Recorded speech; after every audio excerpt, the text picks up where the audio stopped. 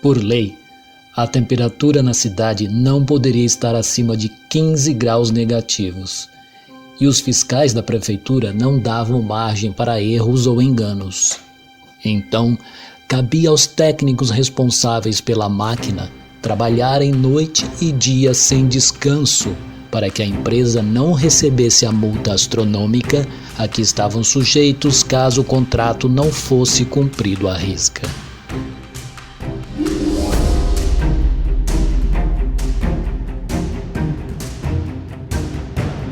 Embora a máquina tenha sido inventada para gerar o frio necessário para que a temperatura se mantivesse constante durante todo o ano na cidade, fazê-la funcionar gerava um calor descomunal dentro da empresa. E isto era um problema, porque muitos funcionários morriam desidratados e tinham de ser substituídos quase que imediatamente, para que não houvesse variação considerável do clima, o que acarretaria, como já disse, em multa pesada para a empresa.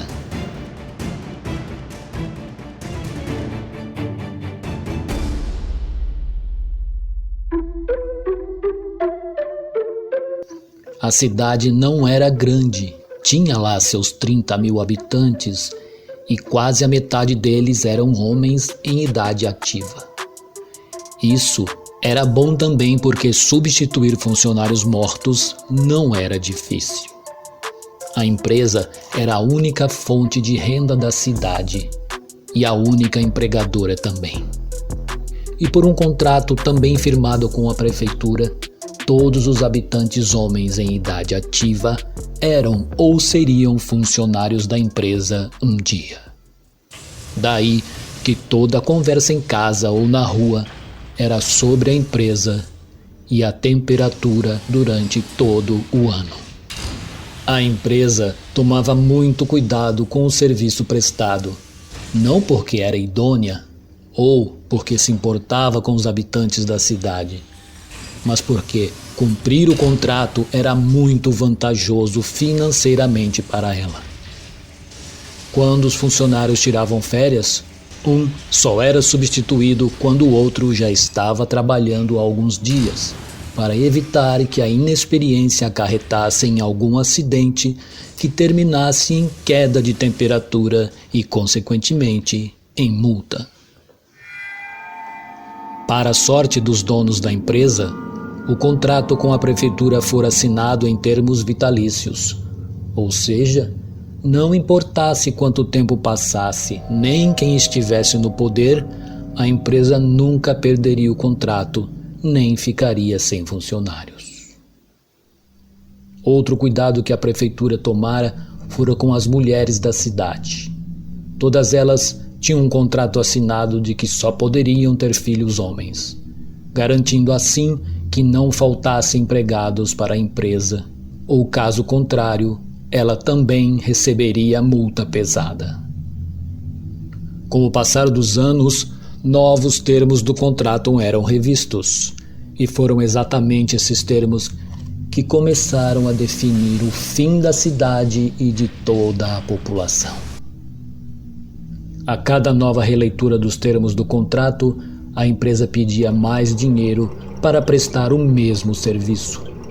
Em contrapartida, a prefeitura exigia que a temperatura fosse um pouco mais baixa que no ano anterior. Apenas o salário dos funcionários não entravam em discussão.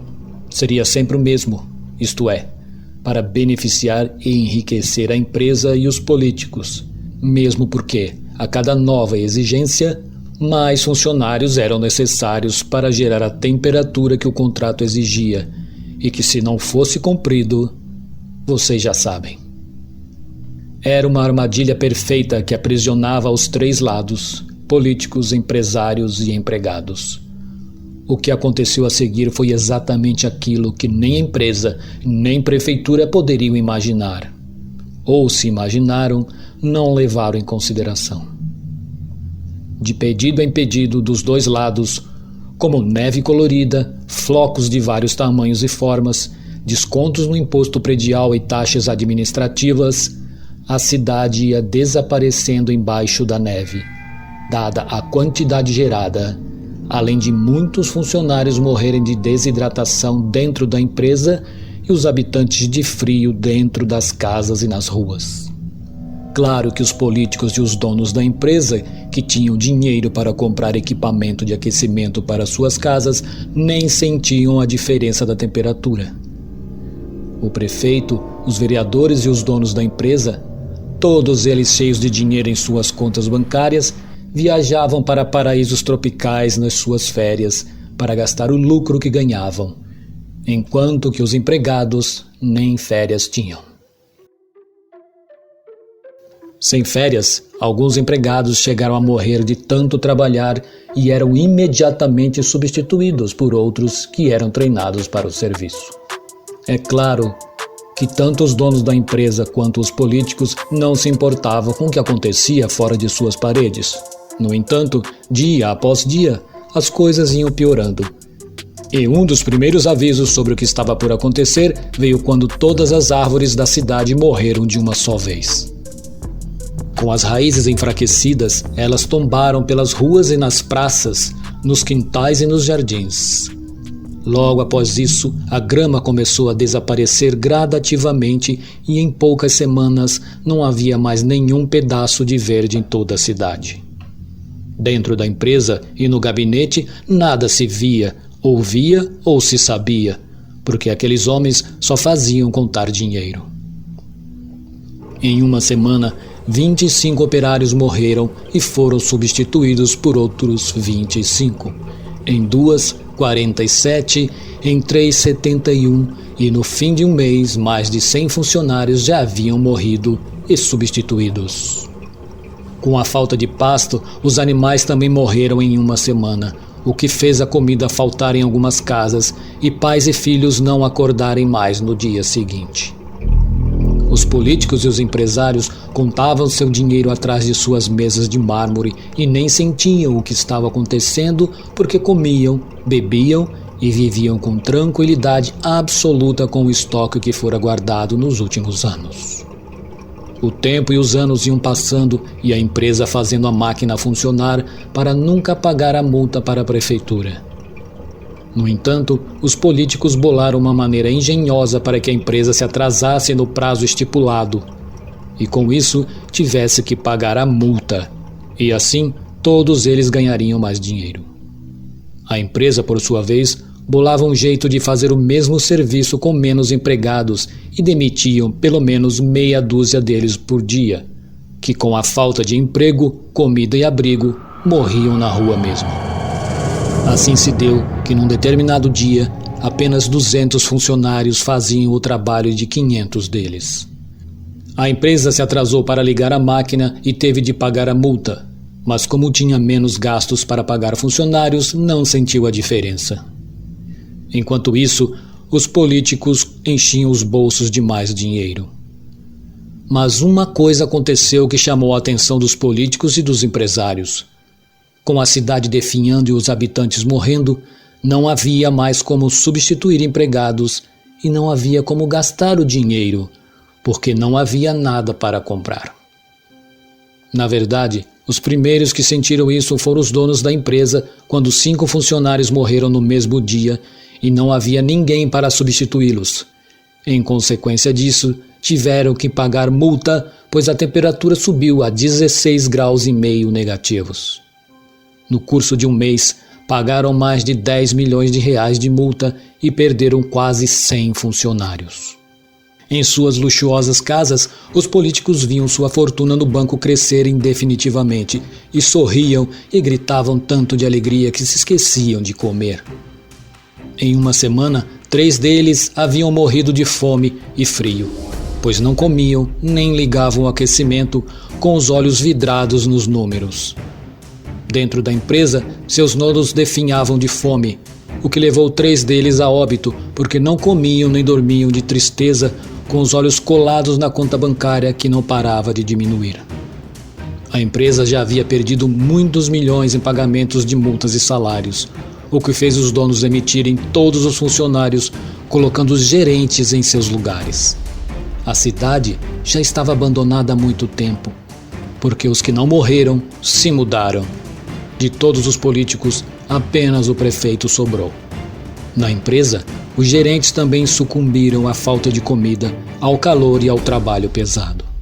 Por fim, antes do fim do inverno, o último dono morreu e a temperatura subiu a 1 grau positivo em toda a cidade, o que fez com que o prefeito finalmente desgrudasse os olhos de sua conta no banco e de seus milhões, que não paravam de crescer, e saísse de seu gabinete para ver o que estava acontecendo e, com certeza, cobrar mais uma multa da empresa.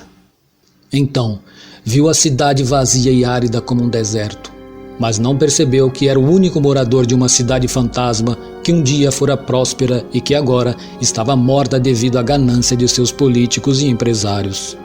Ele olhou em volta e viu centenas de corpos espalhados pelas ruas e praças. E viu a empresa com as chaminés secas. Em todos os lugares onde passava havia apenas degradação.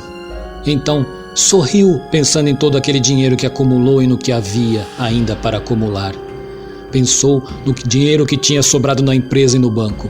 E gritou e correu feliz com toda a sua soberba e riqueza. Não pôde descansar embaixo de uma árvore porque não havia mais árvores. Não deitou na grama porque não havia mais jardins. Não contou a ninguém que estava milionário porque não havia mais ninguém para ouvi-lo. E ficou ali, parado no meio do nada, ajoelhado na última poça de água da neve que havia derretido em vão. E viu em sua face refletida um sorriso que não era seu.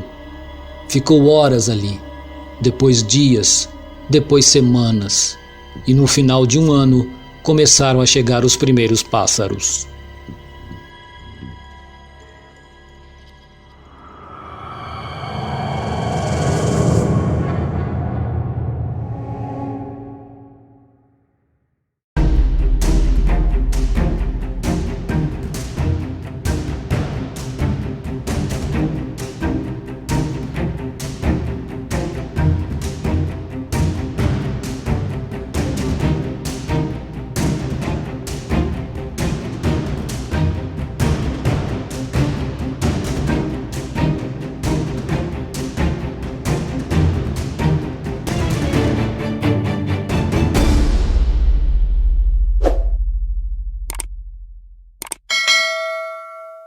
Subscribe now.